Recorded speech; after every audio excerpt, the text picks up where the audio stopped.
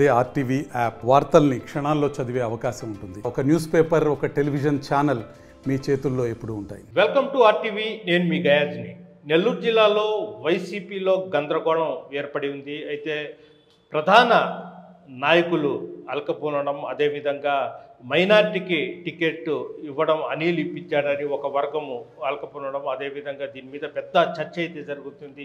ఈ విషయం మీద మాట్లాడేందుకు ఆంధ్రప్రదేశ్ వైఎస్ఆర్సీపీ అధికార ప్రతినిధి జీవి ప్రసాద్ మనతో ఉన్నారు. అయితే మాట్లాడదాం. నమస్తే ప్రసాద్ గారు. చెప్పండి, నెల్లూరు సిటీలో డిప్యూటీ మేయర్ ఖలీల్ని టికెట్ అనిల్ కుమార్ యాదవ్ ద్వారా ఇవ్వడము, విపిఆర్ వేమిరెడ్డి ప్రభాకర్ రెడ్డి ఆయనకు కనీసం ఒక్క మాట కూడా చెప్పకుండా టికెట్ ఇవ్వడం, మైనార్టీలకు ఇవ్వవచ్చు కానీ కనీసం ఒక్క మాటైనా నాకు చెప్పి ఉంటే బాగుండేది అనేది కూడా ఆయన ఫోన్లతో పాటు స్విచ్ ఆఫ్ చేసి మౌనం అయిపోయారు. అసలు ఏం జరుగుతుంది? మీరు విపిఆర్ గారికి ఏమైనా ఫోన్ చేశారు సార్? ఫోన్ స్విచ్ ఆఫ్ అవడానికి చేసాం. మీరు ఫోన్ చేసాం సార్. ఆయన పర్సనల్ పని మీద ఉండొచ్చు, స్విచ్ ఆఫ్ చేసి ఉండొచ్చు. ఎంత మాత్రాన మీరు దీనికోసం స్విచ్ ఆఫ్ చేశారనే భావన కరెక్ట్ కాదు సార్. వాస్తవంగా చెప్పాలంటే వైఎస్ఆర్ కాంగ్రెస్ పార్టీ ఇది ఒక కుటుంబం. ఈ కుటుంబంలో ఎమ్మెల్యేలు, ఎంపీలు, మిగతా ప్రజాప్రతినిధులు, కార్యకర్తల దగ్గర నుంచి, నాయకుల దగ్గర నుంచి, అనుబంధ సంఘాల దగ్గర నుంచి అందరితో కలుపుకుంటే మా కుటుంబంలో 100 ఉంటాయి. బేసిక్గా చెప్పాలంటే వైఎస్ఆర్ కాంగ్రెస్ పార్టీకి సంబంధించి నెల్లూరు నగర సీటు డిప్యూటీ మేయర్ ఖలీల్కు కేటాయించడం వైఎస్ఆర్ కాంగ్రెస్ పార్టీ తీసుకున్న నిర్ణయాన్ని నెల్లూరు నగరంలో కానీ నెల్లూరు జిల్లాలో ఉండేటువంటి ప్రజలందరూ కూడా హర్షిస్తున్నారు. కారణం ఏంటంటే ఈ జిల్లాలో ఎన్నడూ లేని విధంగా ఒక మైనార్టీకి సీట్ ఇచ్చారు. అయితే దీన్ని ఏదో వేమిరెడ్డి ప్రభాకర్ రెడ్డి గారు అలిగి వెళ్ళిపోయాడు, ఆయన పార్టీ నుంచి బయటికి వెళ్ళిపోతున్నాడు, ఆయన పోటీ చేయడు, ఆయన భారతీయ జనతా పార్టీలో టచ్లో ఉన్నాడు, లేక చంద్రబాబు నాయుడుతో మాట్లాడాడు, ఆయనతో పాటు ప్రభాకర్ రెడ్డి గారు వెళ్ళిపోతున్నాడు అనేటువంటి దుష్ప్రచారాన్ని ఇది మొదలుపెట్టింది తెలుగుదేశం పార్టీ. కారణం ఏంటంటే ఈరోజు వైఎస్ఆర్ కాంగ్రెస్ పార్టీకి సంబంధించిన పెద్ద లీడర్లు అయినటువంటి వేమిరెడ్డి ప్రభాకర్ రెడ్డి గారు కానీ, పెద్దలు ఆదాల ప్రభాకర్ రెడ్డి గారు కానీ బలమైన అభ్యర్థులు, వీరి ఎన్నిక, వీరి పోటీ, గెలుపుని అడ్డుకునేటువంటి శక్తి, సామర్థ్యాలు అటు ప్రతిపక్ష పార్టీ కానీ మిత్రపక్ష పార్టీలకు కానీ ఎవరికి కూడా లేవు.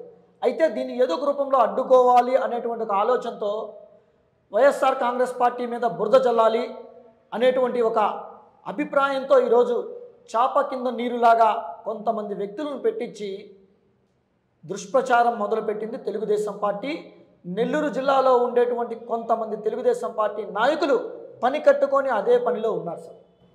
ఒకటి అంటే ప్రధానంగా ఏంటంటే కేవలం Nellore city MLA Anil Kumar Yadav proposal చేసిన వ్యక్తి కాబట్టే ఎక్కువ మంది అనిల్ పెట్టిన ప్రపోజల్ చేసిన వ్యక్తి అతను గెలవడానికి లేదు అన్నట్టు చాపకిందుల వైసీపీ నేతలు కూడా పెద్ద ఎత్తున పనిచేస్తున్నారు అనేది ఒక ఆరోపణలు అయితే వినిపిస్తాం సార్. నేను వైఎస్ఆర్ కాంగ్రెస్ పార్టీ పెట్టిన ముందు రోజు నుంచి కూడా నేను పార్టీలో కొనసాగుతున్నా. అంటే సుమారు రాజశేఖర రెడ్డి గారు చనిపోకముందు ఎన్ఎస్యుఐ జిల్లా అధ్యక్షుడిగా, రాజీవ్ గాంధీ స్టడీ సర్కిల్ జిల్లా చైర్మన్గా ఉన్నాను. ఆయన చనిపోయిన తర్వాత తిరిగి జగన్మోహన్ రెడ్డి గారితో ఆనాడు మా రాష్ట్ర అధ్యక్షుడైనటువంటి వంశీచంద్ర రెడ్డి గారితో కలిసి జగన్మోహన్ రెడ్డి గారితో ప్రయాణం చేయడం మొదలుపెట్టాం. అలాగే ఆనాడు ఓదార్పు యాత్ర అయితేనేమి, సంకల్ప యాత్ర అయితేనేమి, వరంగల్ మానుకోట ఘటన అయితేనేమి, ఇందిరా పార్క్ ఫీజు పోర్ అయితేనేమి, అనేక ఉద్యమాలలో మొదటి నుంచి నేను జగన్మోహన్ రెడ్డి గారితో కూడా ప్రయాణం చేస్తున్నా, వైఎస్ఆర్ కాంగ్రెస్ పార్టీలో కొనసాగుతున్నా. నాతో పాటు నేనే కాదు, కొన్ని లక్షల మంది వైఎస్ఆర్ కాంగ్రెస్ పార్టీలో కొనసాగుతున్నారు. ప్రతి ఒక్కరూ కూడా ఆశావాహులే, ఆశాజనహులే. ఎందుకంటే పార్టీలో ఏదో ఒక స్థానం రావాలి, వాళ్ళ స్థాయి పెరగాలి అని ప్రతి ఒక్కరూ కోరుకుంటారు. అయితే ఇక్కడ అందరూ గమనించాల్సిన విషయం ఏంటంటే ఖలీల్ అనేటువంటి ఒక వ్యక్తి ఈరోజు కొత్తగా వైఎస్ఆర్ కాంగ్రెస్ పార్టీకి రాలేదండి. ఖలీల్ అనే వ్యక్తి మొదటి నుంచి వైఎస్ఆర్ కాంగ్రెస్ పార్టీలో ఉన్నాడు. ఓదార్పు యాత్ర జరిగినప్పుడు ఖలీల్ కూడా ఆనాడు అనిల్ కుమార్ యాదవ్ గారు, రూప్ కుమార్ యాదవ్ గారు, కోటంరెడ్డి సీతారెడ్డి గారు అందరితో కలిసి నెల్లూరు నగరంలో జరిగినటువంటి ఓదార్పు యాత్ర కార్యక్రమంలో గాంధీబొమ్మ సెంటర్లో రాజశేఖర రెడ్డి గారి విగ్రహ ఆవిష్కరణ కార్యక్రమం నుంచి ఖలీల్ నేటి వరకు వైఎస్ఆర్ కాంగ్రెస్ పార్టీలో ఉన్న మాట వాస్తవం. అదేవిధంగా 2014 ఎన్నికలలో ఖలీల్కి సీట్ ఇచ్చారండి. ఖలీల్ కార్పొరేటర్గా వైఎస్ఆర్ కాంగ్రెస్ పార్టీ తరఫున గెలిచాడు. అదేవిధంగా 2019 ఎన్నికలలో వైఎస్ఆర్ కాంగ్రెస్ పార్టీ నుంచి పోటీ చేసి కార్పొరేటర్గా గెలుపొందాడు. డిప్యూటీ మేయర్గా కొనసాగుతున్నాడు. మరి అటువంటి సందర్భంలో ఏదో ఒక కొత్త వ్యక్తినో లేకపోతే పక్క పార్టీ వ్యక్తినో తీసుకొని వచ్చి టికెట్ ఇస్తే బాధపడాలి, కానీ చిన్న కుటుంబం నుంచి మధ్యతరగతి కుటుంబం నుంచి వచ్చిన వ్యక్తికి జగన్మోహన్ రెడ్డి గారు సీట్ ఇవ్వడం జరిగింది.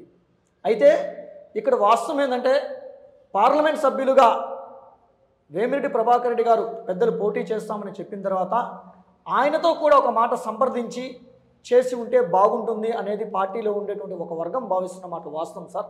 అయితే కానీ పార్టీ తీసుకున్నటువంటి నిర్ణయానికి, అది ఏ నిర్ణయమైనా సరే జగన్మోహన్ రెడ్డి గారు తీసుకున్నటువంటి నిర్ణయానికి పార్టీలో ఉండే ప్రతి ఒక్క కార్యకర్త కానీ నాయకుడు కానీ ప్రతి ఒక్కరు కూడా తలొగ్గి పనిచేస్తారు.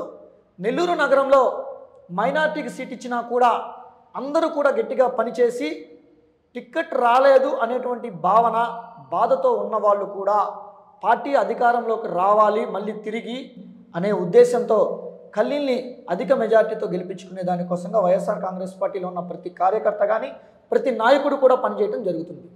ఇప్పుడు వైఎస్ఆర్సీపీలోనే కొంతమంది మదీనా వాచ్ కంపెనీ ఇంతియాజ్ను కూడా మళ్ళీ ఫీల్డ్లోకి తెస్తున్నారు. అంటే ఇతన్ని కూడా మళ్ళీ స్వీట్ స్టాల్లో జాంగ్రియా జిలేబీ సార్ ఏదో మీ వైఎస్ఆర్సీపీ వాళ్ళే చేసేది, మీ వైఎస్ఆర్సీపీ వాళ్ళే చేసేది. అంటే మైనార్టీలో రెండు వర్గాలుగా, మైనార్టీలో రెండు వర్గాలుగా చీల్చడం కోసమే ఇది చేస్తున్నారు. కనీసం మీరు మైనార్టీలు ఇచ్చేటప్పుడు కనీసం ఒక వారము 4 రోజుల్లో టైం ఇచ్చి మైనార్టీలు మొత్తం కూర్చొని పెట్టి ఫలాని వ్యక్తికి ఇవ్వాలి, ఎవరికి ఇవ్వాలి అనేది డిసైడ్ చేసి ఇవ్వలేదు. 24 గంటలు ప్రకటించడం జరిగింది. తర్వాత మైనార్టీలోనే ఒక గొడవ అయితే స్టార్ట్ అయిపోయింది. నేను ఒక విషయం చెప్తాను సార్. ఖలీల్ అనే వ్యక్తి ఏమన్నా కొత్తగా పార్టీలోకి వచ్చాడా, లేదా ఖలీల్ అనే వ్యక్తి ఏమన్నా పక్క పార్టీ నుంచి వచ్చాడా, లేదా ఖలీల్ ఏమన్నా పక్క దేశం నుంచి వచ్చాడా? ఖలీల్ అనే వ్యక్తి పార్టీలో మొదటి నుంచి ఉన్నాడండి. ఖలీల్ అనే వ్యక్తి జగన్మోహన్ రెడ్డి గారు నెల్లూరు నగరంలో ఓదార్పు యాత్ర మొదలుపెట్టిన రోజు నుంచి ఈరోజు వైఎస్ఆర్ కాంగ్రెస్ పార్టీలో కొనసాగుతున్నాడు. అటువంటి వ్యక్తికి సీట్ ఇచ్చారు. వైఎస్ఆర్ కాంగ్రెస్ పార్టీ జెండా మోసిన కార్యకర్తకు సీట్ ఇచ్చారు. అంతే తప్పగాని జెండా పట్టుకొని కార్యకర్తకు, పాంప్లెట్ పంచని కార్యకర్తకు, వ్యాపారస్తులకు టికెట్ ఇవ్వలేదు కదా. ఒకటి చెప్తా, మీరు మైనార్టీ అయినా ఖలీల్ని సీట్ ఇవ్వడం హర్షించదగ్గ విషయం. ఓకే, అందరూ హ్యాపీ. అయితే సిటీలో చాలామంది మైనార్టీ నాయకులు ఉన్నారు. కూర్చొని పెట్టి ఇచ్చి ఉంటే చాలా బాగుండేది. ఒక వర్గానికి చెందిన మైనార్టీ నాయకుడికి సీట్ ఇస్తే ఇంకొక వైసీపీలో ఇంకొక వర్గము ఇంకొక నాయుడిని ఇతనికి ఇస్తే బాగుంటుంది అనేది ప్రపోజల్ పెట్టారు. ఇప్పుడు మైనార్టీలోనే గొడవలు జరుగుతున్నాయి సార్. దానికి కారణం వైసీపీ కదా సార్. ఒక విషయం అయితే గుర్తుపెట్టుకోండి, ఎమ్మెల్యే సీట్ అనేది ఒకటే ఉంటుంది నియోజకవర్గానికి. శాసనసభ సభ్యత్వానికి సంబంధించి ఒక్క సీటు మాత్రం ఒకరికే ఇవ్వడం జరుగుతుంది. ఆశావాహులు, ఆశాజనుహులు చాలామంది ఉంటారు.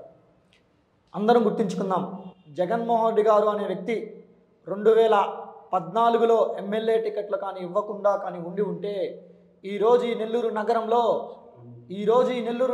ఈరోజు నెల్లూరు జిల్లాలో, ఈ ఆంధ్రప్రదేశ్ రాష్ట్రంలో కనీసం కార్పొరేటర్లుగా కూడా గెలవలేనటువంటి వ్యక్తులు ఈరోజు శాసనసభలుగా, ఎమ్మెల్యేలుగా చలామణి అవుతున్నారంటే దానికి కారణం జగన్మోహన్ రెడ్డి గారు. అయితే ఈరోజు తాను చేయించిన సర్వేలో కావచ్చు, మొదటి నుంచి ఉన్నటువంటి వ్యక్తి కావచ్చు, పార్టీ జెండా మోసిన వ్యక్తి కావచ్చు, ప్రతిపక్షంలో వైఎస్ఆర్ కాంగ్రెస్ పార్టీ కోసం పనిచేసినటువంటి కార్యకర్త కావచ్చు, అటువంటి వ్యక్తి ఖలీల్కి సీట్ ఇచ్చారు. కానీ ఈ ప్రచారం మొత్తం కూడా మా వైఎస్ఆర్ కాంగ్రెస్ పార్టీలో ఉన్న ప్రచారం కానీ, మా వైఎస్ఆర్ కాంగ్రెస్ పార్టీలో ఉండేటువంటి మధ్య జరుగుతున్నటువంటి చర్చ కన్నా కూడా తెలుగుదేశం పార్టీ మా మీద బురద జల్లే దానికోసంగా పని కట్టుకొని ఒక దుష్ప్రచారాన్ని కొంతమందిని కేటాయించి ఇదే పనిలో నిమగ్నమై ఉన్నారు. ఇది వాస్తవం సార్. వైఎస్ఆర్ కాంగ్రెస్ పార్టీలో రేపుదే మీకు సీట్ ఇచ్చినా కూడా మీరు మా పార్టీ కార్యకర్త, మీరు మొదటి నుంచి కానీ ఉంటే వైఎస్ఆర్ కాంగ్రెస్ పార్టీ ప్రతి ఒక్క కార్యకర్త పనిచేస్తాడు, ప్రతి ఒక్క నాయకుడు పనిచేస్తాడు. కొత్తగా వచ్చినటువంటి వ్యక్తిని తీసుకొచ్చి ఎమ్మెల్యేగా టికెట్ ఇవ్వలేదండి. మొదటి నుంచి ఉన్న వ్యక్తి ఖలీల్.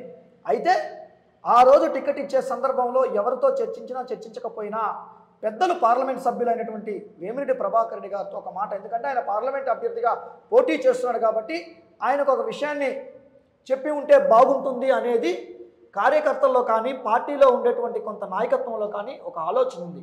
బట్ దీనికి సంబంధించి రాష్ట్ర నాయకత్వానికి కానీ లేకపోతే పార్టీలో ఉండేటువంటి పెద్దలకు కానీ ఏ నిర్ణయంతోనైనా సరే ముందస్తుగా ప్రకటించి ఉన్నారనేది ఆలోచించాల్సిన విషయం. ప్రసాద్ గారు, ఇంకా టోటల్ మీద వేమిరెడ్డి మళ్ళీ వచ్చి ఖలీల్తో కలిసి కొంత ప్రచారం చేసే అవకాశాలు అయితే ఉన్నాయంటారా? సార్ మీరు ఒకటి గుర్తుపెట్టుకోండి, 2019 ఎన్నికలలో ప్రభాకర్ రెడ్డి గారు ఈ నెల్లూరు జిల్లా రాజకీయాలలో అజాత శత్రువు, 3 సార్లు ఎమ్మెల్యే, 1 సారి మంత్రి, కక్షలు కార్పణ్యాలకు దూరంగా ఉండేటువంటి వ్యక్తి ఆదాల ప్రభాకర్ రెడ్డి గారు 2019 ఎన్నికలలో వైఎస్ఆర్ కాంగ్రెస్ పార్టీ తరఫున ఎంపీగా పోటీ చేస్తే రూరల్ నియోజకవర్గానికి సంబంధించి కోటంరెడ్డి సీతారెడ్డి గారి కన్నా, నెల్లూరు నగర శాసనసభ్యులు అనిల్ కుమార్ యాదవ్ గారి కన్నా, కావిలి నియోజకవర్గం రామిరెడ్డి ప్రతాప్ కుమార్ రెడ్డి గారి కన్నా ఎక్కువ ఓట్లు రావడం జరిగింది. అంటే నెల్లూరు జిల్లా ప్రజలు మేధావులు, విఘ్నులు, తెలివైన వారు, సమయస్ఫూర్తి కలిగినటువంటి వారు నెల్లూరు జిల్లాలో ఉండేటువంటి ప్రజలు. బహుశా చెప్పాలంటే ఒక్కొక్క ప్రాంతం ఒక్కొక్క దానికి ప్రసిద్ధి చెంది ఉంటే నెల్లూరు జిల్లా మాత్రం రాజకీయాలకు ప్రసిద్ధి చెందినటువంటి జిల్లా. కాబట్టి ఈ నెల్లూరు జిల్లా ప్రజలు వేమిరెడ్డి ప్రభాకర్ రెడ్డి గారు పోటీ చేస్తే వేమిరెడ్డి ప్రభాకర్ రెడ్డి గారికి వేయాల్సిన ఓట్లు ఖచ్చితంగా వేమిరెడ్డి ప్రభాకర్ రెడ్డి గారు, పెద్దలు వేమిరెడ్డి ప్రభాకర్ రెడ్డి గారికి వేయటం జరుగుతుంది. ఖలీల్కి వేయాల్సిన ఓట్లు ఖలీల్కి వేయటం జరుగుతుంది. అంటే మనిషిని బేరేజ్ చేసుకోలేనటువంటి పరిస్థితిలో ఈరోజు నెల్లూరు ప్రజలైతే లేరు. అయితే రేపు జరిగేటువంటి 2024 ఎన్నికలలో వైఎస్ఆర్ కాంగ్రెస్ పార్టీ భారీ మెజార్టీతో గెలుస్తుంది. పెద్దలు వేమిరెడ్డి ప్రభాకర్ రెడ్డి గారు కూడా మా దగ్గర నెల్లూరు జిల్లా నుంచి పార్లమెంట్ సభ్యులుగా పోటీ చేస్తారు, అది ఖచ్చితం. ఇదంతా కూడా తెలుగుదేశం పార్టీ, జనసేన పార్టీ వైఎస్ఆర్ కాంగ్రెస్ పార్టీని ఎదుర్కోలేక మొదలుపెట్టినటువంటి దుష్ప్రచారం సార్. అలాగే ఇప్పుడు జనసేన, టీడీపీ, బీజేపీ మొత్తం ఒకటయ్యారు, రేపు పోటీ చేయబోతున్నారు. దానివల్ల వైఎస్ఆర్సీపీకి పెద్ద ఎత్తున షాక్ అంటారు. బహుశా మీకు తెలుసో తెలీదో 2009 ఎన్నికల్లో కూడా మహాకూటమి అని ఆనాడు చంద్రబాబు నాయుడు గారితో కలిసి సిపిఐ, సిపిఎం, మందకృష్ణ, కేసీఆర్ గారు 5 మంది కలిసి ఆనాడు ముప్పేట దాడి కోసంగా రాజశేఖర రెడ్డి గారి మీదకి రావడం జరిగింది. అయితే ఆనాడు ఉమ్మడి ఆంధ్రప్రదేశ్ అయినటువంటి రాష్ట్రంలో ప్రజలందరూ కూడా మళ్ళీ తిరిగి రాజశేఖర రెడ్డి గారికి పట్టం కట్టడం జరిగింది. ఒక్కడు జగన్మోహన్ రెడ్డి గారిని చేసి ఈరోజు Telugu Desam party, Janasena party, Bharatiya Janata party మాత్రమే చెప్పారు సార్. మీరు అసలు కాంగ్రెస్ పార్టీని కూడా మర్చిపోయారు. కాంగ్రెస్ పార్టీ దానితో పాటు కొన్ని మిత్రపక్ష పార్టీలు కూడా కలిసి రేపు చంద్రబాబుతో కలిసి అందరూ కూడా జగన్మోహన్ రెడ్డి గారి మీద దాడి చేయాలి, జగన్మోహన్ రెడ్డి గారిని వ్యతిరేకించాలి, జగన్మోహన్ రెడ్డి గారిని ఓడగొట్టాలి అనేటువంటి ఒక భావనతో ఈ మహాకూటమి మళ్ళీ 2009లో ఆనాడు జరిగినటువంటి ఎన్నికలలో ఎలా జరిగాయో నేడు 24 ఎన్నికలలో కూడా అదే విధంగా జరుగుతాయి. కానీ తిరిగి ఎన్నికలలో గెలిచేది జగన్మోహన్ రెడ్డి గారు. వైఎస్ఆర్ కాంగ్రెస్ పార్టీ విజయం సాధిస్తుంది. వైఎస్ఆర్ కాంగ్రెస్ పార్టీ తిరిగి మళ్ళీ ప్రభుత్వాన్ని చేపడుతుంది అనేది కూడా తథ్యం వాస్తవం. నెల్లూరు సిటీ వైఎస్ఆర్సీపీ అభ్యర్థి ఖలీల్ని ఖచ్చితంగా గెలిపించుకుంటాము. వేమిరెడ్డి ప్రభాకర్ రెడ్డి ఏమాత్రం అలగలేదు. కేవలము ఆయనకు ఒక మాట, టికెట్ ఇచ్చేటప్పుడు ఒక మాట చెప్పి ఉంటే బాగుండేది అంతే మాత్రం. కానీ ఆయన అలగడం కానీ, ఇక్కడి నుంచి వెళ్ళిపోవడం కానీ, పార్టీ మారుతున్నారు కానీ కేవలం ప్రచారం మాత్రమే. అయితే త్వరలోనే వేమిరెడ్డి ప్రభాకర్ రెడ్డి నెల్లూరుకు వస్తున్నారు. ఆయన ఖలీల్ గెలుపు కోసం ముమ్మరంగా ప్రచారం నిర్వహిస్తారు. ఆయన గెలుపు కోసం కృషి చేస్తారని కూడా ప్రసాద్ చెప్తున్నారు. వీడియో ప్రదీప్తో ఆర్టీవీ నెల్లూరు నుంచి. మరిన్ని వీడియోస్ కోసం ఛానల్ ని సబ్స్క్రైబ్ చేయండి. లేటెస్ట్ అప్డేట్స్ కోసం వాట్సాప్ ఛానల్ ని ఫాలో చేయండి. అండ్ లింక్ డిస్క్రిప్షన్ లో ఉంది.